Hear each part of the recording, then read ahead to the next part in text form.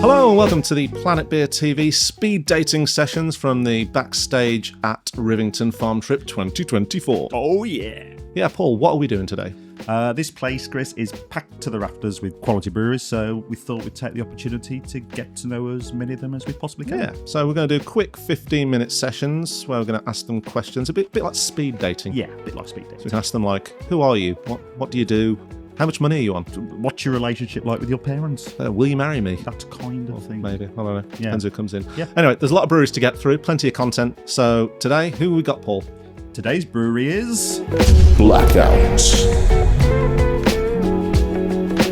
This is an exciting one for us because we're here with Adrian from Blackout Brewery. Cheers, guys. Hello, man. How you doing? Right, this is exciting. I would say grand. Is grand proper? Yeah, we'll say that. Yeah, It's not okay. Grand. Then grand is. Fuck fine. yeah. Yeah, it's also... The word doesn't get used enough. It's very northern as well, and it's And Irish. Yeah, northern UK, Grand. so you're in the right place for it. Grand. Yeah, that's grand. It's grand. What do they call it in the south? What would they say in the south? I don't know. We're not from the south. Yeah, we don't talk about that. Yeah. Okay. Yeah. So, Adrian, tell us about Blackout. Blackout. Blackout. First of all, let me tell you a bit about me so you understand the context of Blackout. I'm a software engineer from Monday to Thursday. I negotiated my Fridays off just so I can do the barrel aging stuff at Blackout. We fucking love you. We are not. It's just me. My wife she likes to call herself well-being manager and facilitator at Blackout Brewing. So she's the MVP. She's assuring me she's assuring me I'm good. What's your wife's name? Andrea. She's a climate change consultant. Is she here? Fucking hell. Is she here Shout today? out. Yeah. Oh, wonderful. We'll have to come meet her. Yeah. Shout out Andrea. So we are focused on barrel aging. We are from Cluj-Napoca, which is the heart of Transylvania, unofficial capital, where there are exactly 2 craft beer bars and one is our tap room. So the craft beer scene is absolutely shit.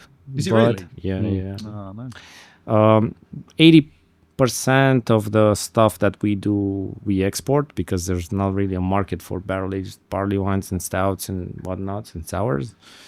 But Western Europe seems to be okay with it, so we send the beer to Western Europe. They'll buy it. Yeah. And Fridays I just taste a lot of barrels, and I like to call myself a professional waxer at Blackout Brewing because I wax love beer. it. I just wax beer, man. I wax the shit out of that bottle. It's just like Dipping into yeah, fair enough. I think you've alluded to it clearly, but just clarify what type of beer you guys specialize in. barrel aging, no matter what, all sorts of style. If a stout goes sour, I'll release a barrel aged dark sour ale. That's it. I mean, fair enough. So it's so punk rock. I love it. Yeah. I absolutely love It's it. So, let's not waste anything. So like rather than throwing away a sour stout, leave it 2 more years in that barrel. Might develop into something that you might eventually think it's decent. See, this is interesting because on top of everything, I mean, basically, I think if you're just giving away your DIY kind of method of just sort of like, yeah, well, whatever. If it works, it works. If it doesn't, we'll just style it out and make it something else. Absolutely. But your reputation precedes you at this festival because we've had at least 2 interviews in our other 8 that we've done, and you've been their most one of the standouts. the standout beers or breweries. So and like. Fair enough. I mean, if only they knew the secret, which is just style it out. Exactly. Don't worry. If it goes off a bit, just mark it as something else. I think you're the figurehead for not overthinking by the sound of it. Yeah, exactly. Which is brilliant. Well, I actually have one beer here, but I don't know if it's gonna get tapped or not. But it's exactly that. And with this kind of beers, it's a very hit or miss. People would say either I'm a genius or a retard. So they wanna. there's no in between. You know, there's no in between. We wouldn't say that though. Yeah. No, We'd always say genius. Yeah, absolutely. I mean, as you say. I mean, how does a guy who literally does this 1 day a week, or a few days a week over the weekend, how do they get to appear at a festival in rural Lancashire in the UK? I think you'd have to blame Ben for that. We were together at a festival in Vilnius, and they just popped up. Next thing I remember, he came in a bar outside the festival venue, coming with a Guinness and a gin and tonic, and I guess that's the British way of doing after parties. And funnily enough, yeah, it's a very Ben way of doing after parties. Yeah. Because I mean, last night we ended up at the Bay of Pigs, wherever we were last night. It's gone through Bay Leaf, Horse Bay, Bay Horse. Yeah, Bay Horse. The there Bay you of go. Pigs, And that was the after party last night. Yeah, It was of Bay Pigs. Horse for Guinness. Yeah, that was historically in Cuba. Or something. that was the one. Yeah. Sorry, I was just doing. But it's Cuban fun. Revolution. I was doing like Cuban humour. Yeah. Brilliant. Do that more. But I don't know, man. I can't explain it either. I guess the beer is okay. But it can't be okay. It's got to be brilliant because Ben is a discerning character when it comes He is. to, I guess. I don't know. come to his beer. I wouldn't lie. I hate Untappd, but Untappd helped a lot because at one point when we reached 1,000 ratings, we were the highest rated in Romania.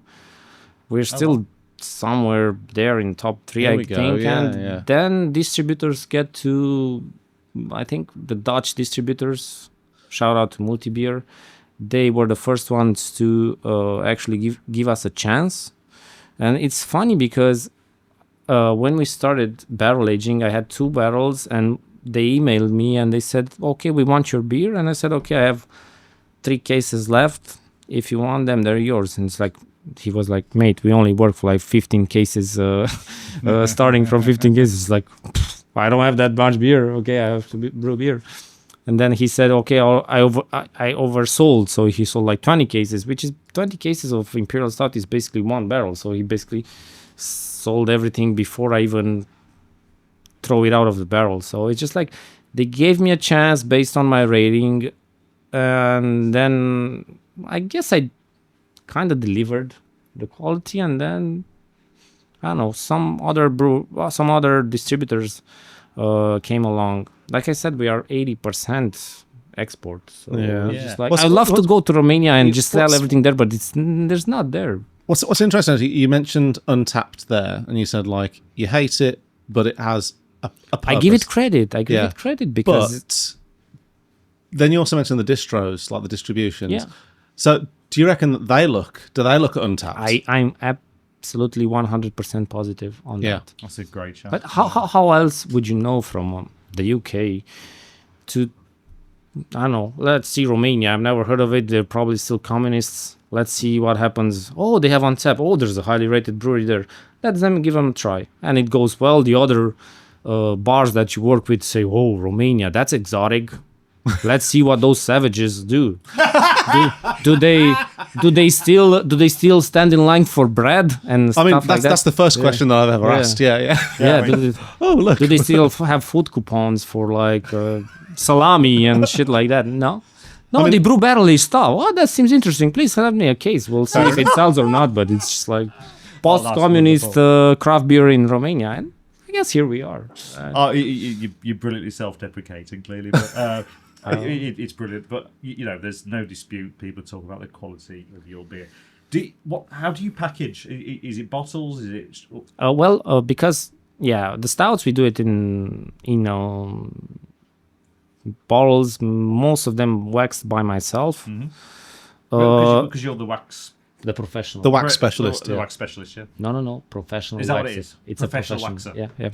Yeah. And the IPAs, we do it in can. We brew them at another good Romanian brewery, which is Beretta.